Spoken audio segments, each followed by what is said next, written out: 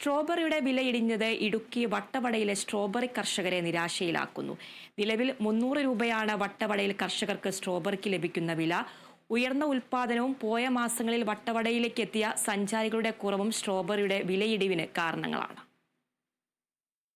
ശീതകാല പച്ചക്കറി കൃഷികൾക്കൊപ്പം വട്ടവടയിലെ കർഷകരുടെ വരുമാന മാർഗങ്ങളിൽ ഒന്നാണ് സ്ട്രോബെറി കൃഷി. മാസങ്ങൾക്ക് മുമ്പ് കൃഷിയിറക്കിയ സ്ട്രോബെറികളിലെ കായകൾ പഴുത്ത് വിളവെടുപ്പിന് പാകമായി കഴിഞ്ഞു. എന്നാൽ വിളവെടുപ്പ് കാലത്ത് സ്ട്രോബെറിക്കുണ്ടായിട്ടുള്ള വിലയിടിവ് കർഷകർക്ക് വലിയ നിരാശയാണ് സമ്മാനിക്കുന്നത്. നിലവിൽ 300 രൂപയാണ് 1 കിലോ സ്ട്രോബെറിക്ക് കർഷകർക്ക് ലഭിക്കുന്ന വില. ഈ വിലയിൽ സ്ട്രോബെറി കൃഷി മുന്നോട്ട് കൊണ്ടുപോകുക പ്രയാസകരമാണെന്ന് കർഷകർ പറയുന്നു. പ്രധാന കൃഷി കഴിഞ്ഞ കൊല്ലമുള്ള 600 വരെ കിലോയ്ക്ക് ഉണ്ടായിരുന്നു. ഈ മാസത്തിലേക്ക് ഇപ്പോൾ അതിൻ്റെ പകുതി കുറഞ്ഞു 300 ആക്കി. കാരണം ഉൽപ്പാദനം പണം കൂടി, ആൾക്കാർ വരവ് ഇത്ര കുറവായത് കൊണ്ട് ഞങ്ങൾക്ക് ഭയങ്കര ഒരു ഇടിവായി ഈ കൊല്ലം. സർക്കാർ ഭാഗത്തിൽ നിന്ന് ഇത് ഏതെങ്കിലും ഞങ്ങൾക്ക് എടുത്തിട്ട് അതേമാതിരി ഒരു 600 500 കിട്ടിയാൽ ഞങ്ങൾക്ക് ഒരു മിച്ചമാകും.